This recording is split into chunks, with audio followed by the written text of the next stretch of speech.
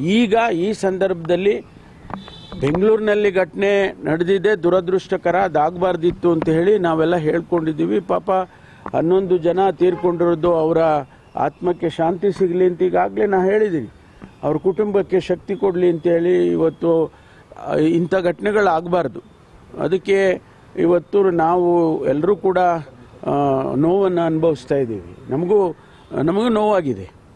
ಅಂಥದ್ದಲ್ಲಿ ಈ ಸಂದರ್ಭದಲ್ಲಿ ನನಗೆ ಖಾತೆ ಬದಲಾವಣೆ ಆಗಲಿ, ಇವೆಲ್ಲ ಸವಾಲುಗಳು. ನಾವು ಎದುರಿಸ್ಬೇಕಲ್ವಾ? ಯಾರೋ ಇದರ ಕವರ್ಡ್ಸ್ ಥರ ಓಡಿ ಹೋಗೋದಲ್ಲ, ಇದನ್ನು ಎದುರಿಸ್ಬೇಕು. ಅಂಥದ್ರಲ್ಲಿ ನಾನು ಯಾವುದನ್ನು ಕೇಳಿಲ್ಲ, ಮುಖ್ಯಮಂತ್ರಿಗಳ ಹತ್ರ ಈ ವಿಚಾರವನ್ನೇ ಮಾತಾಡಿಲ್ಲ. ಯಾವುದನ್ನು ನಾನು ಮಾತಾಡಿಲ್ಲ. ಆದ್ದರಿಂದ ಅದು ಸತ್ಯಕ್ಕೆ ದೂರವಾಗಿರ್ತಕ್ಕಂಥದ್ದು. ಇದು ಸುಳ್ಳು.